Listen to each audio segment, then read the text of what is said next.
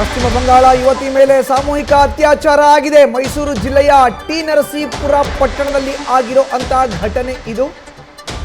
ಪಶ್ಚಿಮ ಬಂಗಾಳದ ಯುವತಿ ಮೇಲೆ ಸಾಮೂಹಿಕ ಅತ್ಯಾಚಾರ. ಮೈಸೂರು ಜಿಲ್ಲೆ ಟಿ ನರಸೀಪುರ ಪಟ್ಟಣದಲ್ಲಿ ಆಗಿರುವಂತ ಘಟನೆ. ಮೂವರು ಕಾಮಾಂಧರಿಂದ ಯುವತಿಯ ಮೇಲೆ ಅತ್ಯಾಚಾರ ಎಸಗಲಾಗಿದೆ. ಯುವತಿಯನ್ನ ಕಿಡ್ನಾಪ್ ಮಾಡಿ ಲಾಡ್ಜ್ನಲ್ಲಿ ಗ್ಯಾಂಗ್ ರೇಪ್ ಮಾಡಿದ್ದಾರೆ. ಕಿರಣ್, ಕಿಶೋರ್, ರಿಯಾನ್ ಮೂವರು ಆರೋಪಿಗಳನ್ನ ಈಗ ಪೊಲೀಸರು ಬಂಧಿಸಿದ್ದಾರೆ. ಕಿಡ್ನಾಪ್ ಅಂಡ್ ಗ್ಯಾಂಗ್ ರೇಪ್ ಪ್ರಕರಣ ಇದು ರಾಜ್ಯದಲ್ಲಿ ಬೆಳಕಿಗೆ ಬಂದಿದೆ. ಮೈಸೂರು ಜಿಲ್ಲೆ ಟಿ ನರಸೀಪುರದ ಖಾಸಗಿ ಬಸ್ ನಿಲ್ದಾಣದ ಬಳಿ ಯುವತಿಯನ್ನ ಕಿಡ್ನಾಪ್ ಮಾಡಿ ಸಂತೆಮಾರಳ್ಳಿ ಬಳಿ ಲಾಡ್ಜ್ನಲ್ಲಿ ಗ್ಯಾಂಗ್ ರೇಪ್ ಮಾಡಿರೋ ಅಂತ ಘಟನೆ ಇದು. 24 ಗಂಟೆಯಲ್ಲಿ ಪೊಲೀಸರಿಂದ ಮೂವರ ಕಾಮಾಂಧರನ್ನ ಬಂಧಿಸಲಾಗಿದೆ. ಮೂವರು ಆರೋಪಿಗಳು ಟಿ ನರಸೀಪುರ ಪಟ್ಟಣದ ನಿವಾಸಿಗಳು ಅಂತ ಹೇಳಲಾಗ್ತಾ ಇದೆ. ಕೋರ್ಟ್ಗೆ ಹಾಜರುಪಡಿಸಿ ಮೂರು ಆರೋಪಿಗಳಿಗೆ ನ್ಯಾಯಾಂಗ ಬಂಧನವನ್ನ ಈಗ ವಿಧಿಸಲಾಗಿದೆ.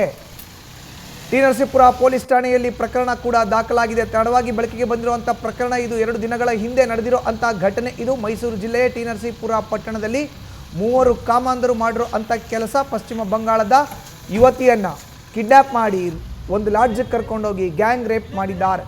ತಡವಾಗಿ ಬೆಳಕಿಗೆ ಬಂದಿರುವಂಥ ಪ್ರಕರಣ. ಘಟನೆ ನಡೆದಂಥ 24 ಗಂಟೆ ಒಳಗಡೆ ಪೊಲೀಸರು ಮೂವರು ಕಾಮಾಂಧರನ್ನ ಈಗ ಬಂಧಿಸಿದ್ದಾರೆ. ಬಂಧಿತರನ್ನ ಕಿರಣ್, ರಿಯಾನ್ ಅಂತ ಗುರುತಿಸಲಾಗಿದೆ. ಇನ್ನು ಮೂವರು ಆರೋಪಿಗಳನ್ನು ಕೂಡ ಈಗ ನೇರವಾಗಿ ಪೊಲೀಸರು ನ್ಯಾಯಾಂಗ ಬಂಧನಕ್ಕೆ ಒಪ್ಪಿಸುವಂಥದ್ರಲ್ಲಿ ಸಫಲರಾಗಿದ್ದಾರೆ. ಕಿರಣ್, ಕಿಶೋರ್, ರಿಯಾನ್ ಮೂವರು ಬಂಧಿತ ಆರೋಪಿಗಳು ಪಶ್ಚಿಮ ಬಂಗಾಳದ ಯುವತಿಯನ್ನು ಕಿಡ್ನಾಪ್ ಮಾಡಿ ಸಂತೆಮಾರಳ್ಳಿ ಬಳಿಯ ಲಾಡ್ಜ್ಗೆ ಕರ್ಕೊಂಡೋಗಿ ಗ್ಯಾಂಗ್ ರೇಪ್ ಮಾಡಿದ್ರು. ಪೊಲೀಸರು ಘಟನೆ ನಡೆದಂಥ 24 ಗಂಟೆಯ ಒಳಗಾಗಿಯೇ ಮೂವರು ಕಾಮಾಂಧರನ್ನು ಈಗ ಬಂಧಿಸಿದ್ದಾರೆ. ಹೆಚ್ಚಿನ ಮಾಹಿತಿ ನೀಡ್ತಾರೆ ನಮ್ಮ ಪ್ರತಿನಿಧಿ ರವಿ ಪಾಂಡವಪುರ ಈಗ ದೂರವಾಣಿ ಸಂಪರ್ಕಕ್ಕೆ ಸಿಕ್ಕಿದ್ದಾರೆ. ರವಿ, ಘಟನೆ ನಡೆದಂಥ 24 ಗಂಟೆಗಳ ಒಳಗಡೆ ಮೂವರು ಕಾಮಾಂಧರನ್ನ ಬಂಧಿಸಿರೋದು. ಘಟನೆ ನಡೆದಿದ್ದು ಯಾವಾಗ, ಹೇಗೆ ನಡೀತು ಈ ಘಟನೆ, ಎಕ್ಸ್ಪ್ಲೈನ್ ಮಾಡೋದು. ವಸುಧನ್, ಕಳೆದ 2 ದಿನಗಳ ಹಿಂದೆ ನಡೆದಿರುವಂತಹ ಘಟನೆ.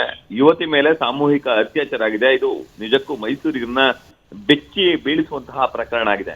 ಪಶ್ಚಿಮ ಬಂಗಾಳದ ಯುವತಿಯ ಮೇಲೆ ನರಸೀಪುರದಲ್ಲಿ ಅತ್ಯಾಚಾರ ನಡೆದಿರೋದು. ಮೂವರು ಕಾಮಾಂಧರು ಯುವತಿಯ ಮೇಲೆ ಅತ್ಯಾಚಾರವನ್ನ ಮಾಡಿದ್ದಾರೆ. ಕಿರಣ್, ಕಿಶೋರ್ ಮತ್ತೆ ರಿಯಾನ್ ಎಂಬ ಮೂವರು. ಇವ್ರು ಮೂವರು ಕೂಡ ನರಸೀಪುರದ ನಿವಾಸಿಗಳಾಗಿದ್ದಾರೆ.